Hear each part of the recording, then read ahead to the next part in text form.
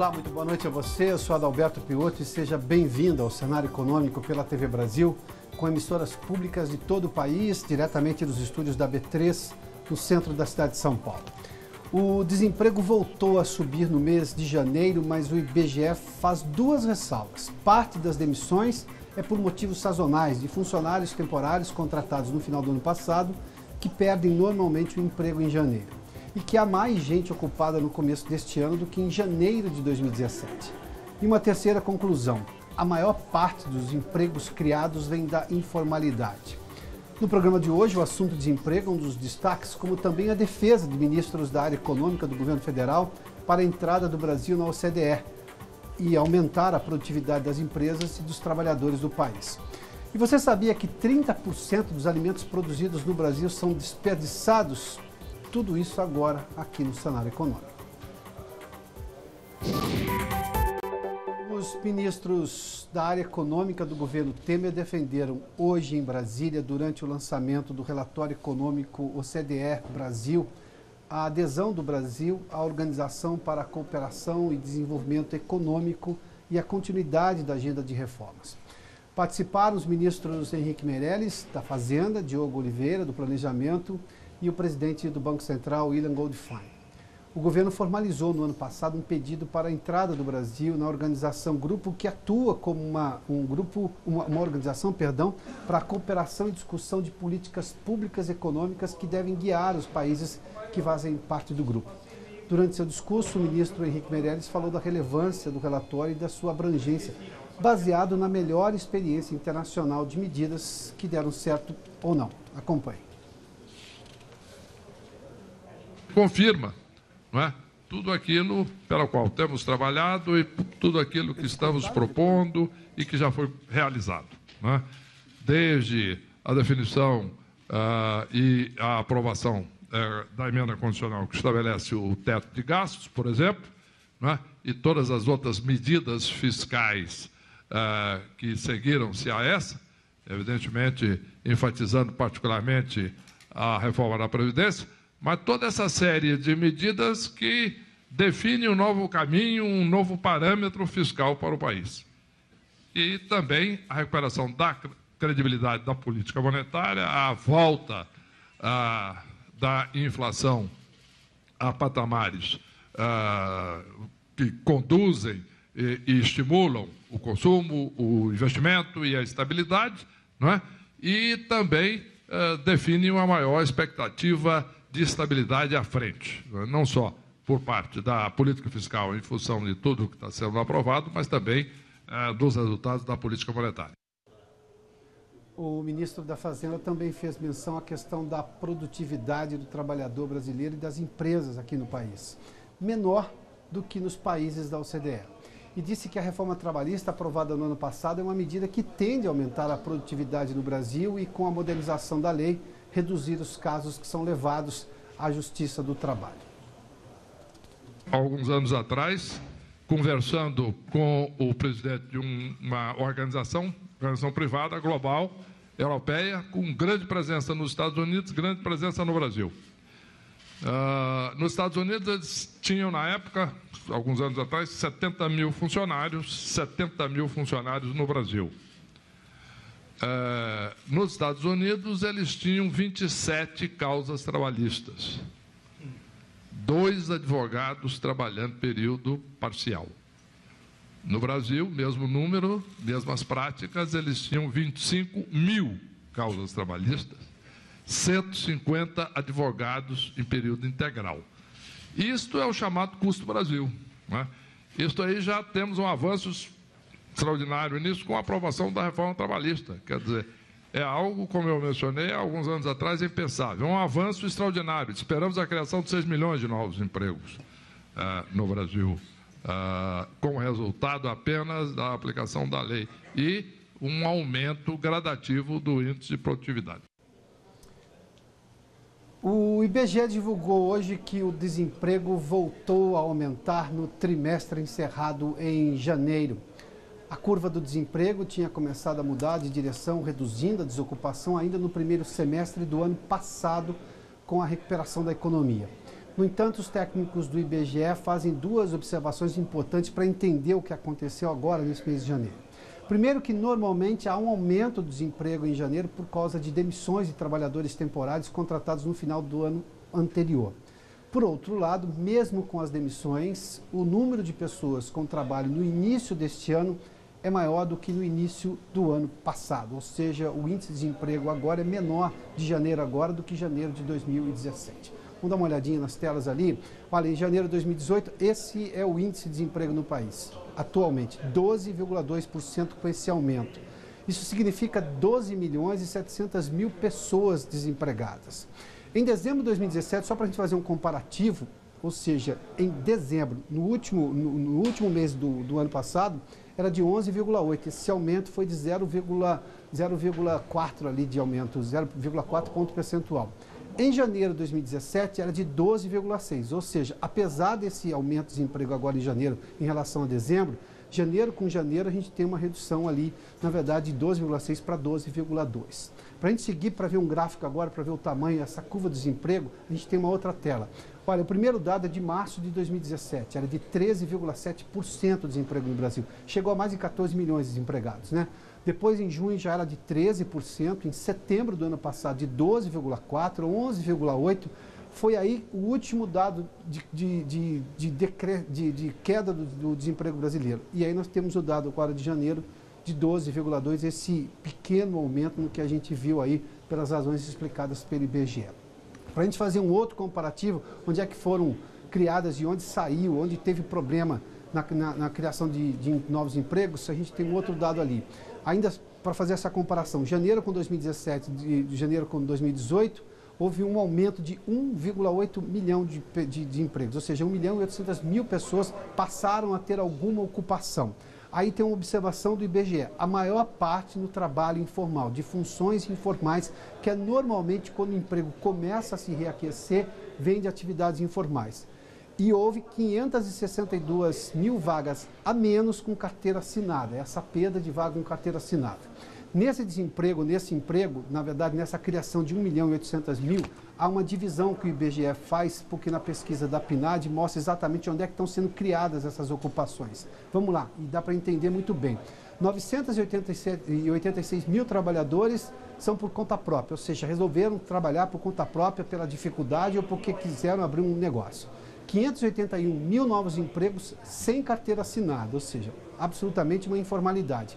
317 mil vagas no serviço público, aí obviamente com carteira assinada. E 267 mil trabalhadores domésticos, ou seja, o trabalho doméstico voltou a ganhar força justamente por causa do desemprego maior nas fábricas. Nós estamos vendo que há uma recuperação do emprego nas fábricas, mas ainda assim, e mesmo no comércio, no serviço, mas ainda pequena para absorver o tamanho do desemprego que foi gerado na crise que nós sofremos desde 2014, 15 e 2016. Para acimar a zereia do IBGE, não fosse a sazonalidade do mês de janeiro, poderíamos ter tido uma nova queda do desemprego. Ou seja, mas dado esses fatos todos de janeiro, essa questão sazonal, ou seja, muita gente é contratada no final do ano passado, no final do ano, por conta justamente do Natal, do Dia das Crianças, e parte desses empregos temporários é eliminada logo no mês de janeiro. Mas há uma possibilidade de crescimento, porque outros vetores têm mostrado um crescimento na geração de emprego no país. E com mais tecnologia, a produtividade nas indústrias brasileiras cresceu no ano passado. Os dados são da CNI, a Confederação Nacional da Indústria, e foram divulgados hoje. O Maurício de Almeida, no Rio de Janeiro, nos conta isso em detalhes. Maurício, boa noite. Olá, Piotr, boa noite. Segundo a CNI, no ano passado, a produtividade das indústrias no país, essa produtividade aumentou 4,5%. Para se terem uma ideia, esse número é bem elevado, quando comparamos que nos últimos 10 anos o aumento da produtividade foi de 8,4%. E no ano passado aumentou a produtividade mesmo com menos horas trabalhadas da indústria. Isso aconteceu devido ao aumento da tecnologia. A tecnologia permitiu o aumento da produção de 2,2%. Segundo os pesquisadores da CNI, normalmente em momentos de crise a indústria acaba se renovando para tentar sobreviver e com isso investe em tecnologia, novos processos e também quem está trabalhando acaba trabalhando um pouquinho mais, produzindo mais, porque tem aquele medo da demissão. Com isso, a crise acabou favorecendo o aumento da produtividade brasileira. Mas quando colocamos no ranking mundial, a produtividade aqui do Brasil ainda é muito baixa. Infelizmente, ocupamos uma das últimas colocações. Piotr. Que é justamente naquele comparativo do que fez menção agora o ministro da Fazenda ao defender a entrada do Brasil na OCDE. Agora, quer um outro dado ali que fala sobre justamente modernização do Parque Fabril, ou seja, das indústrias brasileiras? A ABIMAQ, a entidade que representa a indústria nacional de máquinas e equipamentos, está apostando no crescimento da economia dos Estados Unidos e na recuperação da Europa para impulsionar a produção das fábricas brasileiras e das exportações, responsáveis por mais da metade das vendas brasileiras. Os resultados de janeiro do setor foram apresentados hoje e a Vanessa Casalino tem os detalhes. Oi, Vanessa, boa noite. Oi, Piotr, boa noite para você, boa noite a todos. As projeções da ABIMAQ são de que as exportações ultrapassem os 10 bilhões de dólares este ano. 1 bilhão a mais que em 2017, embaladas pelas compras da Europa e Estados Unidos, como você disse, destino aí de mais da metade dos embarques do setor. Em janeiro, as exportações de máquinas e equipamentos cresceram mais de 84% na comparação com 2017. E a ABIMAQ avalia que, apesar de o câmbio atual não ser muito remunerador, o mercado internacional segue sendo foco por conta da retração dos últimos anos aqui no consumo interno. A ABIMAQ mantém a expectativa de que o setor volte a crescer este ano perto de 2 dígitos. Mas pondera que o faturamento está 46% abaixo da média de 2010 a 2013, o melhor momento dessa indústria. A entidade comentou ainda o crescimento nas importações de máquinas e equipamentos registrado no mês passado. Disse que é cedo para avaliar se pode ser um sinal de substituição dos produtos nacionais, mas destacou que há sim essa preocupação por conta do câmbio. Para o setor, o câmbio estaria servindo de subsídio às importações de máquinas, anulando a proteção alfandegária do setor. Uma frase forte, né, Piotr?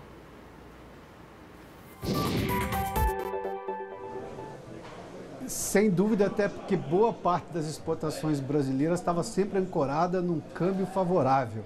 Parte do custo do Brasil era compensada por um câmbio favorável e, de alguma forma, escondia o real problema, que é exatamente o custo, por exemplo, de carga de impostos, de produtividade, de falta de infraestrutura para escoar a produção, essas coisas todas. Essas são as bases, as questões estruturais que precisam ser resolvidas para tudo não recair no câmbio para compensar as outras deficiências brasileiras. E daqui a pouco os números do mercado financeiro. Ontem a Bolsa inverteu o movimento e caiu depois de 9 altas seguidas. Hoje o Ibovespa voltou a cair com uma queda expressiva. A gente fala disso daqui a pouco, logo depois do intervalo. Já de volta ao estúdio do Centro de Operações da Bolsa com os números do mercado financeiro num dia de queda do Ibovespa. Vamos aos números ali, olha, o Ibovespa hoje uma queda expressiva de 1,82%, segundo dia de queda consecutiva, a 85.353 pontos, queda, portanto, de 1,82%. Vamos ao dólar comercial. Ontem o dólar já tinha subido também, hoje uma queda de 0,18%, muito próximo da estabilidade, enfim, mas uma queda pequena, uma oscilação de 0,18% negativa a R$ 3,24. E a Petrobras confirmou hoje que investiu 14 bilhões de dólares em 2017, o que representa uma queda de 12,5% na comparação com 2016. Dos 14 bilhões de dólares investidos em 2017, 11 bilhões de dólares foram aplicados na área de exploração e produção, com foco no pré-sal, e outros 3 bilhões de dólares em refino e gás natural. O montante ficou abaixo da previsão de 16 bilhões de dólares apresentada pela companhia em novembro do ano passado, durante a divulgação dos resultados do terceiro trimestre. Na ocasião, a Petrobras informou que já havia reduzido em 1 bilhão de dólares os investimentos ante os 17 bilhões projetados originalmente por um ano, devido à postergação de algumas atividades de construção de plataformas e atividades no gasoduto Rota 3, entre outros fatores. Isso tudo impactou nas ações da estatal, que fecharam em queda. Hoje nós temos os números ali e que puxaram também. A Petrobras é uma das principais ações do Ibovespa. As duas ações da Petrobras negociadas aqui na Bolsa de Valores de São Paulo caíram 1,12% e 1,35%. As ordinárias, que dão direito a voto, e as preferenciais, que obviamente têm a preferência de receber os dividendos, em 1,35%. A Petrobras tem importância no Ibovespa, muita importância no Ibovespa. Hoje foi um dia de queda e a Petrobras foi nesse movimento também. Vamos falar agora de desperdício de alimentos e os números no Brasil são consideráveis e preocupantes. Dados da Associação Brasileira de Supermercados mostram que, por causa de problemas na aparência, pequenos danos e validade fizeram com que 7 bilhões de reais fossem perdidos com o descarte de alimentos. Boa parte disso composta por legumes, frutas, verduras. Entram nesta triste estatística itens de padarias, confeitarias, comidas prontas, peixes e carnes. Mas o desperdício começa nas lavouras, continua depois da porteira e faz com que 30% do que se produz no campo não chegue ao consumidor. Para falar sobre esse problema, eu recebo Coriolano Xavier, ele que é vice-presidente da comunicação científico agrosustentável. Coriolano, seja bem-vindo aqui ao Cenário Econômico. Tudo bem? 30% é um número alto, nós estamos falando de praticamente 1/3 do que é produzido. E o problema no campo, a gente entende que há problemas ali na hora da compra, o público pode não querer comprar um determinado produto no supermercado, se for um bem perecível vai perder. Mas o que acontece no campo para ter uma perda de 30%? Essa perda de 30%, que é dramática, ela começa no campo e termina na mesa do consumidor, quer dizer, toda a cadeia produtiva. Ah, os 30%? Os 30% é de ponta a ponta, projetado pela FAO. De um modo geral, eles calculam 25 entre dentro da fazenda, dentro da porteira e no processo de transporte e armazenagem. Tá? Dentro da parteira, as causas são múltiplas. Até pode ter ineficiência, mas também tem problema de safra, problema de seca, enfim, problemas naturais da produção agrícola ou produção pecuária. Na logística é o velho problema logístico nosso, que tanto é de transporte como pode ser deficiência estrutural. O setor que menos apresenta estatisticamente perda é o setor da agroindústria, processamento. Aí os vários níveis de processamento, desde alimentos pouco processados até muito processados. E depois o desperdício volta a crescer na distribuição, que é esse exemplo que você citou do supermercado. Se a gente bate o olho assim, a gente vai observar o quê? Os setores ou as atividades que têm uma rigidez maior em termos de processo, controle de processo, qualidade, são aqueles onde você encontra menor desperdício. Além, claro, dos padrões ou crença de consumidor, padrão de produto, coisas assim. Eu me lembro, inclusive, de um estudo sobre soja, que só no transporte, a produção de soja no Brasil é a mais competitiva do mundo.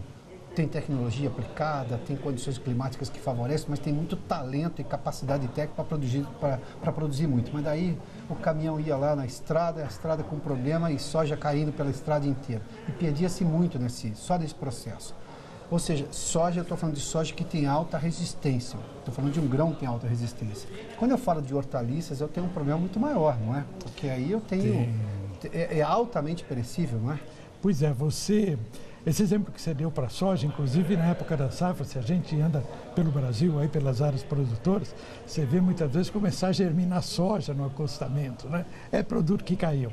Mas no caso de FLV, dos hortifruti e granjeiros em geral, não existe estatística com precisão no Brasil. Mas alguns estudos, por exemplo, da Europa, e como hoje o padrão de consumo é meio global, dá para você inferir alguma coisa para cá, mostram que 85% mais ou menos das injúrias que os alimentos sofrem, quando estou falando aqui alimento, é hortifruti granjeiro, perecível, acontece exatamente nesse trajeto de manuseio no campo, pré-transporte e transporte. Porque se chegar no supermercado, ainda que eu, pessoalmente, por experiência própria, o consumidor brasileiro não é dos mais exigentes no mundo na aparência, por exemplo, de uma fruta. Ele consome coisas aqui que um americano se nega, no que se chama de fruta de mesa. Uma laranja lá tem que ser completamente bonita, tem que estar a cor, padrão. Aqui não necessariamente. Você vê as pessoas consumindo porque elas estão preocupadas com o que tem dentro. Ou seja, mesmo assim a gente tem esse problema de manuseio que prejudica esse produto? Tem esse... E com essa perda significativa? Com essa perda significativa. Você falou em 7 bilhões, né?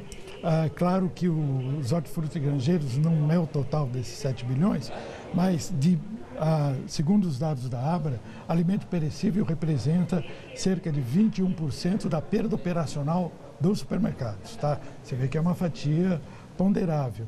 E dentro desse universo de 21%, hortifruti está na casa dos 7%. Então, é uma perda boa, principalmente quando você vê isso traduzido em dinheiro.